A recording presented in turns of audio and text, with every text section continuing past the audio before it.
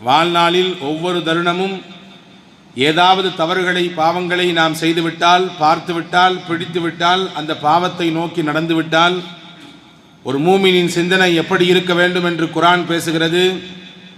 வல்லதீன இதா ஃபஅலு ஃபாஹிஷதன் அவ் ஸலமு அன்ஃபுஸஹும் ஸக்கருல்லாஹ வஸ்தக்ஃபரு லிதுனூபிஹிம்.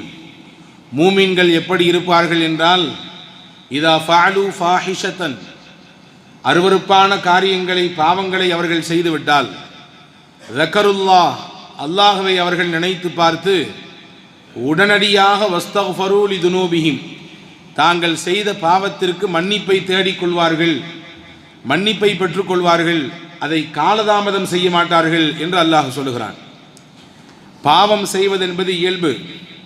உலகத்தில் தோன்றிய மனிதர்கள் எல்லோருமே ஒரு கட்டத்தில் பாவம் செய்யத்தான் செய்வார்கள்.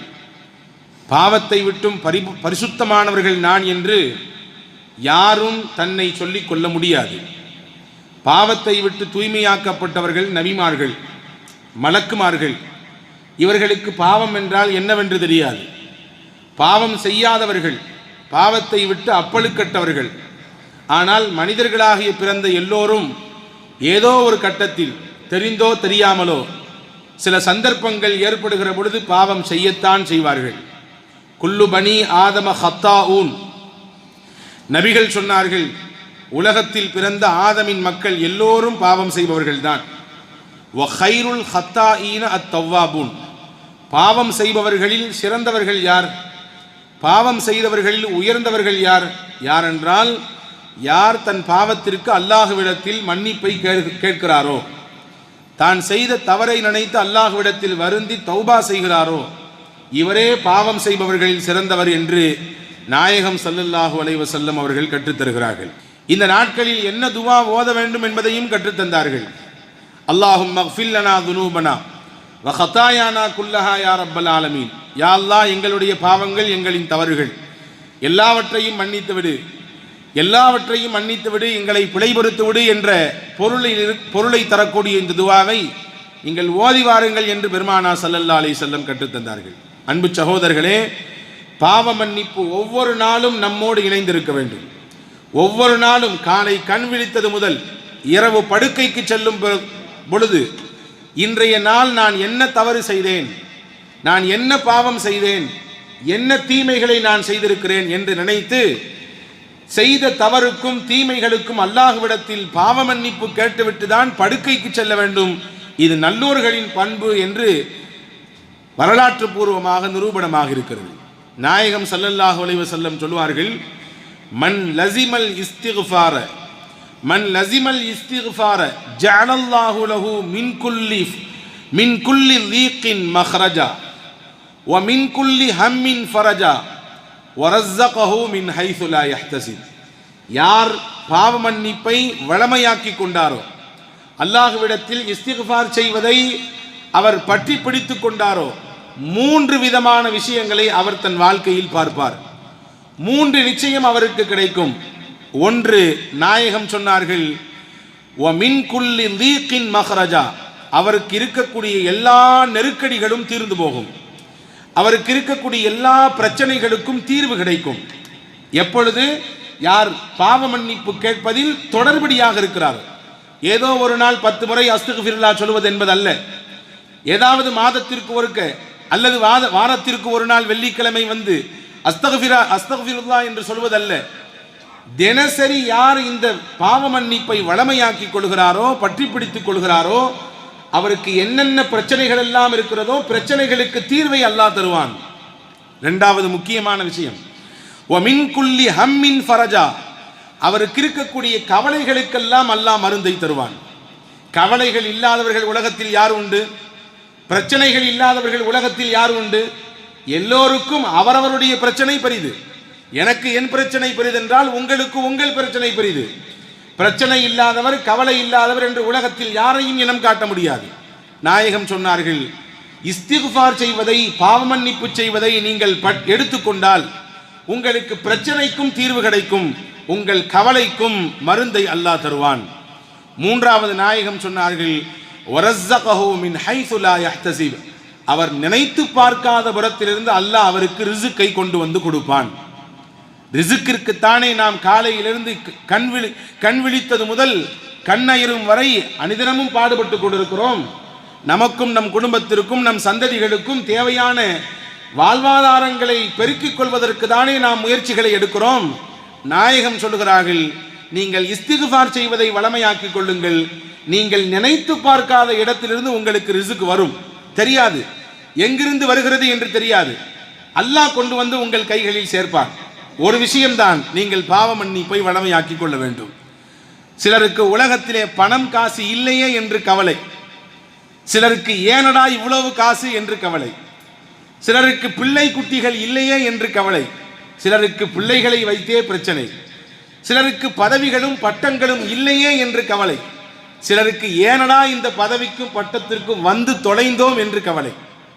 இப்ப கவலையும் பிரச்சனையும் இல்லாதவர்கள் உலகத்தில் யாரும் இல்லை. இப்ப கவலைக்கும் பிரச்சனைகளுக்கும் மருந்தாக நாயகம் கற்றுத்தருகிறார்கள். ரொம்பவும் எளிமையானது, நீங்கள் பாவ மன்னிப்பை தினசரி செய்து வாருங்கள். நாயகத்தை பற்றி அல்லாஹ் குர்ஆனில் சொல்வான், யக்ஃபிரு லக்கல்லாஹு மா தகத்தம மின் தம்பிக வ மா தஅக்கர். நீங்கள் செய்த முன்பின் பாவங்கள் எல்லாம் மன்னிக்கப்பட்டு விட்டது. முன்பின் பாவங்கள் அத்துணையும் பிழை பொறுக்கப்பட்டவர்கள் நீங்கள் என்று நாயகத்தை பற்றி சொல்லுகிறார். அந்த ஸல்லல்லாஹு அலைஹி வஸல்லம் அவர்கள் சொல்வார்கள், அஸ்தக்ஃபிருல்லாஹ வ அதூபு இலைஹி ஃபீ குல்லி யௌமின் 100 மர்ரா. ஒவ்வொரு நாளும் அல்லாஹ்விடத்தில் நான் 100 முறை பாவ மன்னிப்பு கேட்கிறேன். 100 முறை அஸ்தக்ஃபிருல்லாஹ் என்று சொல்லுகிறேன். இங்கே கவனிக்க வேண்டும், சொல்வது நீங்களோ நானோ அல்ல. நாயகம் சொல்லுகிறார்கள், பாவம் என்றால் என்னவென்றே தெரியாதவர்கள், பாவத்தை விட்டு பாதுகாக்கப்பட்டவர்கள், மஅசூமீன்கள், பாவத்தை விட்டு அவர்கள் முழுவதுமாக தடுக்கப்பட்டவர்கள். அந்த நாயகம் என் வாழ்க்கையில் ஒவ்வொரு நாளும் 100 முறை அஸ்தக்ஃபிருல்லாஹ் சொல்லாமல் அந்த நாள் நிறைவு பெறுவதில்லை என்கிறார்கள். என்றால் இங்கே கவனப்படுத்த வேண்டும், ஒரு முஸ்லிம் ஒரு மூமின் இஸ்திக்ஃபாரை எந்த அளவிற்கு கையில் எடுக்க வேண்டும் என்பதை நாயகம் கற்றுத்தருகிறார்கள். எனவேதான் பெரும் பெரும் பிரச்சனைகளாக நினைத்த விஷயங்களை கூட அல்லாஹ், மலை போன்றிருக்கக்கூடிய பிரச்சனைகளையும் அல்லாஹ் பணியாக மாற்றி கொடுத்தான் ஸல்லல்லாஹு அலைஹி வஸல்லம் அவர்களுக்கு. பெரும் பூதாகரமாக எழுந்த பிரச்சனைகள் கூட, எதிரிகளின் சூழ்ச்சிகள் கூட, நயவஞ்சகர்களின் குள்ள நரித்தனத்தை கூட, கூட இருந்து குளிபறிக்கக்கூடிய நபர்களின் சேஷ்டைகளை கூட அல்லாஹ் இல்லாமல் ஆக்கினான். என்றால் அங்கே சூட்சுமம் ஒன்று இருக்கிறது. பெருமானா ஸல்லல்லாஹு அலைஹி வஸல்லம் அவர்கள் அல்லாஹ்விடத்தில் இஸ்திக்ஃபார் செய்வதை வளமையாக்கியிருந்தார்கள். ஹதீஸிலே வரும், ஸல்லல்லாஹு அலைஹி வஸல்லமின் அன்பு சஹாபாக்கள், மிக முக்கியமான நபித்தோழர் சையதுனா அப்துர் ரஹ்மான் பின் அவுஃப் ரலியல்லாஹு அன்ஹு. அந்த காலத்திலேயே அவர் மிகப்பெரிய மில்லினியர், பெரிய கோடீஸ்வரர். எந்த அளவிற்கு அவரின் சொத்து மதிப்புகள் இருந்தது என்று வரலாற்று ஆசிரியர்கள் கணக்கெடுத்து சொல்கிறார்கள். அவருடைய மனைவிமார்கள் 4 பேராம்.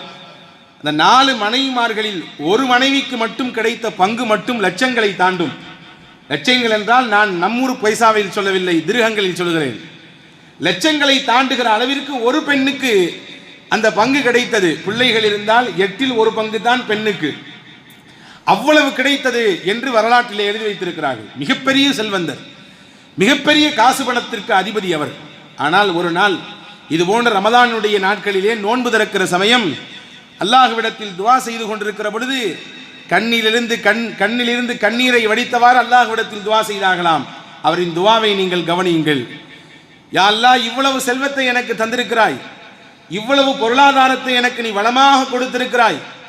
என் தோழர்களில் முந்தி உள்ள நபித்தோழர்களில் நிறைய பேருக்கு சரியான உணவு கூட இல்லை, உடுத்த கூட ஆடை இல்லை, கஃன் பொறிவதற்கு கூட அவர்களுக்கு நிறைவான ஆடை இல்லாமல் தான் உலகத்தை விட்டு போனார்கள். அல்லாஹ், இவ்வளவு எனக்கு கொடுத்திருக்கிறாயே, உன்னிடத்திலே இதற்கு நான் எப்படி பதில் சொல்ல போறேன் தெரியவில்லையே என்று அழுதார்களாம். அப்துர் ரஹ்மான் பின் அவுஃப் ரலியல்லாஹு அன்ஹு, இவ்வளவு எனக்கு செல்வத்தை தந்திருக்கிறாயே அல்லாஹ், உனக்கு நான் இதை குறித்து நான் எப்படி பதில் சொல்ல போறேன் தெரியவில்லையே என்று அழுதார்கள் என்ற வரலாற்று குறிப்பை பார்க்கிறோம். இப்போ ஒருபுறம் செல்வத்தை கொடுத்தவர்கள் கவலைப்படுகிறார்கள், இதற்கு நான் எப்படி கேள்வி கணக்கு பதில் சொல்ல என்று. இன்னொரு புறம் நாயகத்திடத்தில் செல்வத்தை கேட்டு வந்தவர்களும் உண்டு. ஸஅலபத் இப்னு ஹாத்தப் என்ற ஒருவர், எனக்கு வேண்டும் செல்வம், பொருள் வேண்டும், ஆசை இருக்கிறது, எனக்கு அல்லாஹ் தந்தால் நிறைய கொடுப்பேன். வமின்ஹும் மன் ஆஹதல்லாஹ லயின் ஆத்தானா மின் ஃபضலிஹி லனஸத்தகன்ன வலனகூனன்ன மினஸ் சாலிஹீன். குர்ஆனில் அல்லாஹ் சொல்கிறான், சிலர்கள் இருக்கிறார்கள், நபியிடத்திலே வந்து உறுதியாக சொல்கிறார்கள், எனக்கு அல்லாஹ் ரிசுக்கை தந்தால் நான் அல்லாஹ்வின் பாதையில் ஏழை எளிய மக்களுக்கு, இல்லாதவர்களுக்கு அள்ளி அள்ளி கொடுப்பேன் என்று சொல்கிறார்கள். அடுத்து அல்லாஹ் சொன்னான், அதே போன்று நாயகம் துவா செய்தார்கள், அவருக்கு கிடைத்தது. அல்லாஹ் நிறைய செல்வத்தை கொடுத்தான். அது கிடைப்பதற்கு முன்பாகவே பெருமானாரிடத்திலே சொல்லியிருந்தார்கள், நீ இப்படி இருப்பதுதான் சிறந்தது. சிலருக்கு அல்லாஹ் கொடுத்து சோதிப்பான், சிலருக்கு கொடுக்காமல் சோதிப்பான். எதுவாக இருந்தாலும் அந்த சோதனையை ஏற்றெடுத்துக் கொள்ள வேண்டும். இதுதான் முஸ்லிமின் தன்மை. நாயகம் சொன்னார்கள், நீ இப்படி இருப்பதுதான் சிறந்தது. செல்வம் வந்தால் அல்லாஹ்வை மறந்து விடலாம், அல்லாஹ்வின் நினைவு இல்லாமல் போய்விடலாம். இல்லை இல்லை, அஸ்தக்ஃபிருல்லாஹ், அப்படி எல்லாம் இல்லை. நான் நினைவோடு இருப்பேன், என் பொருளாதாரத்திற்கு என்ன பங்கையோ அதை சரியாக கொடுத்து விடுவேன் என்றெல்லாம் சொல்லிவிட்டு தான் போனார். ஆனால் காசும் பணமும் வந்த பிறகு எல்லாம் மறந்து போனது, எல்லாம் மறந்து போனது. அல்லாஹ்வை மறந்தார், ரசூலை மறந்தார், ஜக்காத்தை மறந்தார், தொழுகையை மறந்தார். ஒவ்வொரு வக்தாக மிஸ் பண்ணியவர் கடைசியிலே ஜும்மாவை தவறவிட்டார். ஜக்காத் எதுக்கு நான் தர வேண்டும் என்று பேசினார். வரலாற்றை அதை முடிக்கிற பொழுது குர்ஆன் முடிக்கும், அப்படி செல்வம் கொடுக்கப்பட்டவர், எல்லாம் தருவேன் என்று சொன்னவர், செல்வத்தின் மீது ஆசை வைத்தவர், கடைசியிலே அவரிடத்திலிருந்து ஒரு பைசா கூட வாங்கக்கூடாது என்று அல்லாஹ் சொல்லிவிட்டான். நாயகமும் வாங்கவில்லை, நாயக தோழர்களும் வாங்கவில்லை. அப்படியே அவர் உஸ்மான் ரலியல்லாஹுவின் காலத்தில் மரணித்து போனார் என்ற செய்திகள் இருக்கிறது. அன்பு சகோதரர்களே, நான் எதற்கு இதை சொல்கிறேன் என்றால், சிலருக்கு கவலைகள், அந்த கவலையினுடைய தீர்வாக எதை தேடுகிறார்கள். ஆனால் அல்லாஹ் சொல்கிறான், உங்கள் கவலைக்கும் உங்கள் பிரச்சனைக்கும் தீர்வாக நீங்கள் எதை வையுங்கள்? மக்ஃபிரத்தை வையுங்கள், பாவ மன்னிப்பை வையுங்கள். இந்த உம்மத்திற்கு கிடைக்கப்பட்ட மிகப்பெரிய வரம் பாவ மன்னிப்பு. கேட்டால் அல்லாஹ் மன்னிப்பான். இந்த முஸ்லிம் உம்மத்திற்கு, குறிப்பாக நாயகம் ஸல்லல்லாஹு அலைஹி வஸல்லமுடைய உம்மத்திற்கு மட்டும் சில பிரத்யேக விஷயங்கள் அல்லாஹ் தந்தான். பிரத்யேக விஷயங்கள். அதிலே முக்கியமானது போரில் கிடைக்கப்பட்ட கனிமத் பொருட்கள். போரில் வெற்றி கொள்ளப்பட்டு கிடைக்கப்படுகிற கனிமத் பொருட்களை அல்லாஹ் இந்த உம்மத்திற்கு ஹலாலாக்கி வைத்திருந்தான். முன்பெல்லாம் அப்படி கிடையாது. முன்னால் இருந்த சமூகத்திற்கு அவர்கள் வெற்றி கொள்ளப்பட்ட பொருட்களை எடுத்து ஒரு குவித்து வைப்பார்கள். வானிலிருந்து வரும் ஒரு பெரிய நெருப்பு அப்படியே கரித்துவிடும். அவங்களுக்கு ஹலால் இல்லை. ஆனால் இந்த உம்மத்திற்கு ஹலால். அதே போன்றுதான் அல் அர்து குல்லுஹா மஸ்ஜித்.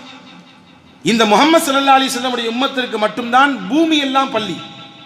தொழ வேண்டும் என்றால் பள்ளிவாசலுக்கு வந்து தொழுவதின் மூலமாக இரட்டிப்பாக பன்மடங்கு நன்மைகள் உண்டு. அதே நேரத்தில் தொழுகை நேரம் தவறி போய்விடும் என்ற அச்சம் இருந்தால் எங்கு வேண்டாலும் சுத்தமாக இருந்தால் தொழுது கொள்ளலாம். ஒரே ஒரு கண்டிஷன் தான், பூமி சுத்தமாக இருக்க வேண்டும். நீங்கள் விரிப்பை விரித்து தொழுது கொள்ளலாம். இது இந்த உம்மத்திற்கு மட்டும் அல்லாஹ் கொடுத்த தனிச்சிறப்பு. முன்னால் உள்ள உம்மத்திற்கு எல்லாம் இல்லை. அந்த குறிப்பிட்ட இடத்தில் போய் தான் தொழ வேண்டும், நேரமானாலும் பரவாயில்லை. அதே போன்றுதான் இந்த உம்மத்திற்கு கொடுத்த மிக தனிச்சிறப்புகளில் ஒன்று, அசுத்தம் நம்முடைய ஆடையில் பட்டுவிட்டால் தண்ணீர் விட்டு அதை கழுகி கொண்டால் போதும்.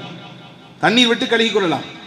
மூசா அலைஹிஸ்ஸலாமுடைய சமூகத்திற்கெல்லாம் அசுத்தம் பட்டுவிட்டால் அப்படியே கத்திரியை வைத்து அந்த இடத்தை வெட்டி எறிந்து விட வேண்டும். கத்திரியை வைத்து வெட்டி எறிந்து விட வேண்டும்.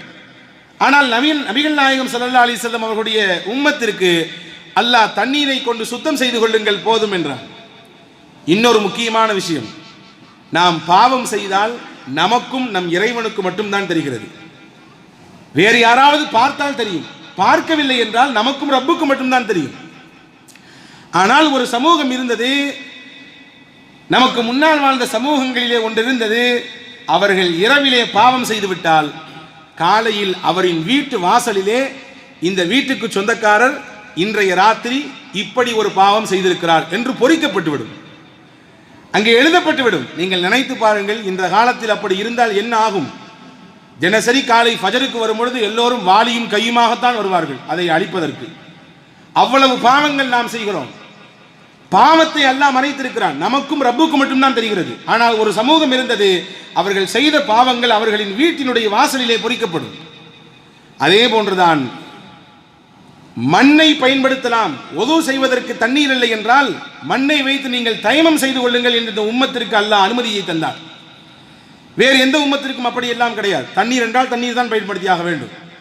அந்த வரிசையில் தான் இப்படி சிறப்பம்சங்களை பெற்ற இந்த உம்மத் இன்னொரு சிறப்பை பெறுகிறது. அல்லாஹ்விடத்தில் மன்னிப்பு கேட்க வேண்டும் என்றால் 2 சொட்டு கண்ணீரை வடித்து அல்லாஹ்விடத்திலே கையேந்தினால் போதும், மன்னித்து விடுவான். மூசாவின் சமூகத்திற்கு அல்லாஹ் கொடுத்த தௌபா என்ன தெரியுமா? குர்ஆன் சொல்லுகிறது, ஃபதூபு இலா பாரிக்கும் ஃபக்துலு அன்ஃபுஸக்கும். அல்லாஹ்விற்கு நீங்கள் இணை கற்பித்து விட்டீர்கள். மூசா தூர் சீனா மலைக்கு போகிற சமயத்தில் நீங்கள் அந்த விக்கிரகங்களை வணங்கிவிட்டீர்கள். இப்பொழுது இணையாகிவிட்டது. இதற்கு மன்னிப்பு உங்களுக்கு வேண்டும் என்றால் உங்களை நீங்களே கொல்ல வேண்டும், தற்கொலை செய்து கொள்ளுங்கள். நீங்கள் வைத்திருக்கக்கூடிய அந்த ஆயுதங்களை வைத்து நீங்களே உங்களை மாய்த்துக் கொள்ளுங்கள் என்று அல்லாஹ் சொன்னார். அதுதான் உங்களுக்கு தௌபா. அந்த உம்மத்திற்கு தௌபா அதுதான். அதை செய்தால் அவர்களின் பாவம் மன்னிக்கப்பட்டுவிடும். நாளை மறுமையிலே அவர்கள் சுத்தமாகி விடுவார்கள். ஆனால் இந்த உம்மத்திற்கு அப்படியெல்லாம் இல்லை. தௌபா செய்ய வேண்டும் என்றால் இரண்டு ரக்காயை தொழ வேண்டும். உட்கார்ந்து அல்லாஹ்விடத்திலே 2 சொட்டு கண்ணீரை வடித்து, கண்ணீர் வரவில்லை என்றாலும் பரவாயில்லை, வருவதை போன்று கொஞ்சம் பாவனை செய்தாவது அல்லாஹ்விடத்திலே மன்னிப்பை கேட்டுவிட்டால் நிச்சயம் அல்லாஹ் மன்னிக்க தயாராக இருக்கிறான் என்று பெருமக்கள் சொல்லித் தருகிறார்.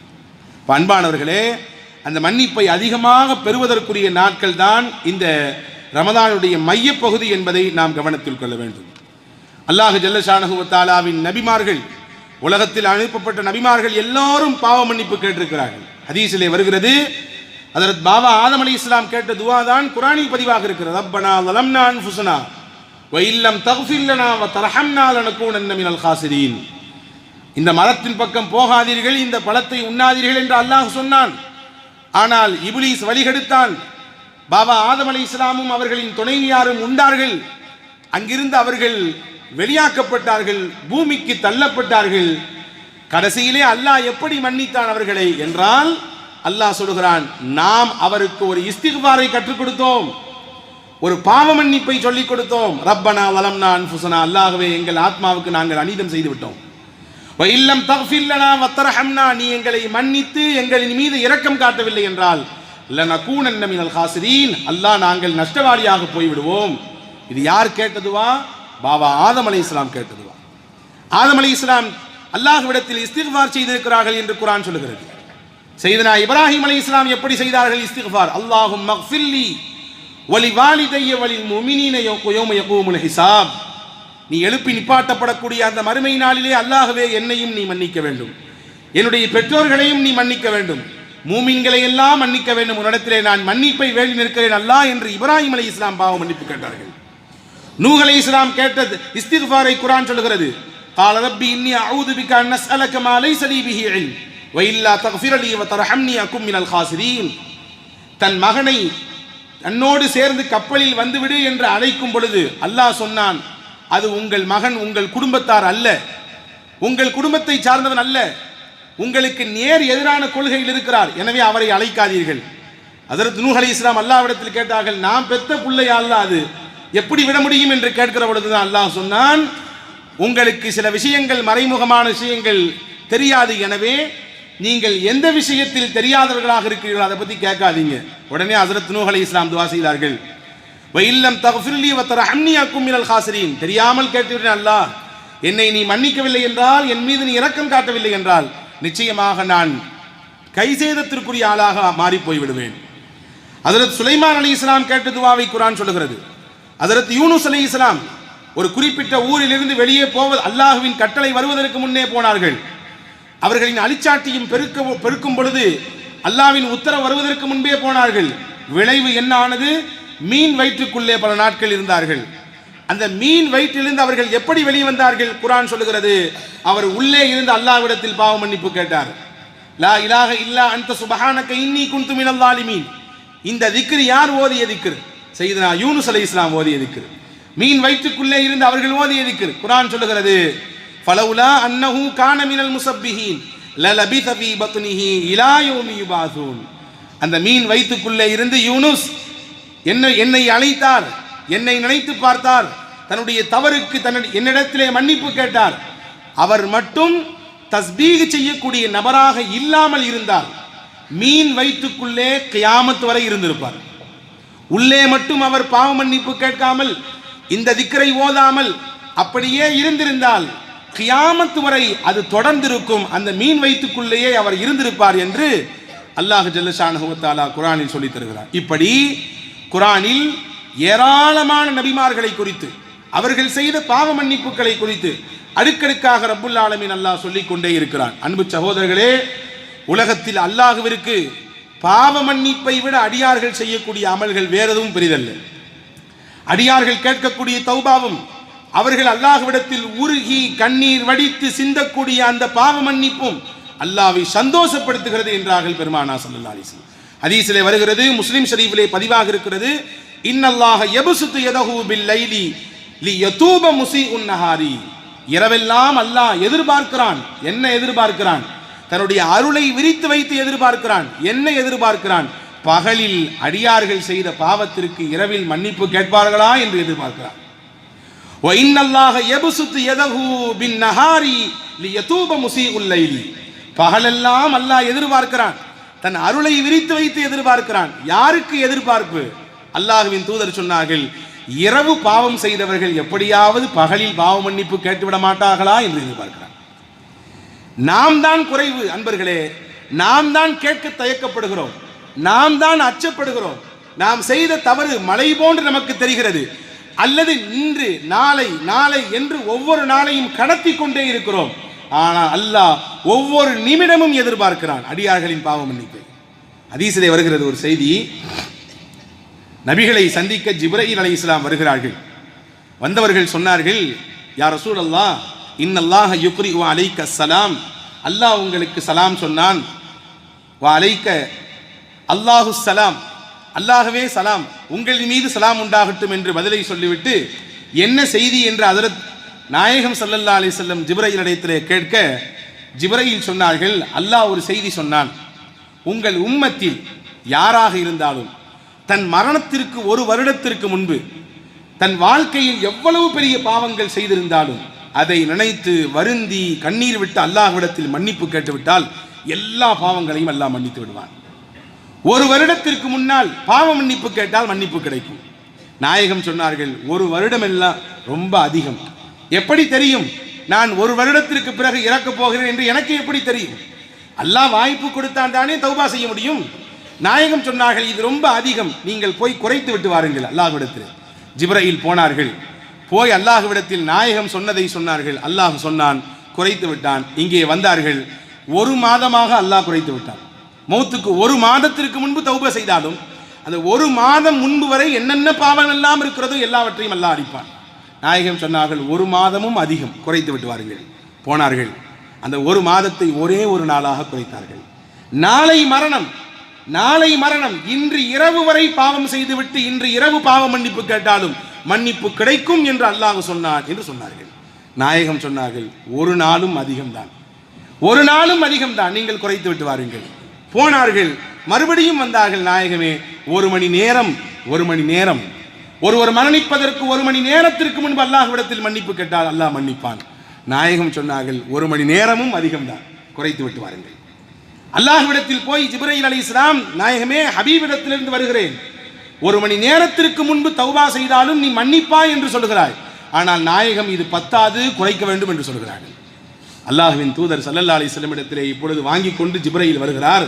வந்தவர் சொன்னார், யா அல்லாஹ், யா ரசூலல்லாஹ், அல்லாஹ் சலாம் சொன்னான், உங்கள் உம்மத்தில் யார் தன் மரணத்திற்கு ஒரு வருடத்திற்கு முன்போ அல்லது ஒரு மாதத்திற்கு முன்போ அல்லது ஒரு வாரத்திற்கு முன்போ ஒரு நாளைக்கு முன்போ ஒரு மணி நேரத்திற்கு முன்போ கூட தௌபா செய்யவில்லை என்றாலும் பரவாயில்லை, அவருக்கு மௌத் வந்து விட்டது, மௌத் கண்களிலே தெரிகிறது, நாவெடுத்து பாவ மன்னிப்பு கேட்க வேண்டும் என்று நினைக்கிறான், ஆனால் அவரால் முடியவில்லை, நான் எழ மறுக்கிறது, ஆனால் உள்ளத்தால் ஆஹா இவ்வளவு பாவம் செய்து விட்டோமே, இவ்வளவு தவறுகள் என் வாழ்க்கையில் நான் செய்து விட்டேனே என்று வருத்தப்படுகிறார் உள்ளத்தால். கவனிக்க வேண்டும், நாவால் அஸ்தக்ஃபிருல்லாஹ் என்று சொல்ல முடியவில்லை, நாவால் அதூபு அலைஹி அல்லாஹ்வே என்னை மன்னித்து விடு என்று சொல்ல முடியவில்லை, ஆனால் உள்ளத்தால் வருத்தப்படுகிறார், இவ்வளவு காலம் இவ்வளவு பாவம் செய்து விட்டோமே என்று. கடைசி நிமிடத்தில், அந்த கடைசி அந்த செகண்ட்ல நாயகம் சொன்னார்கள், நாயகத்திடத்திலே ஜிப்ரீல் சொன்னார்கள், அவர் உள்ளத்தால் வருந்தினாலும் அல்லாஹ் மன்னிப்பான்.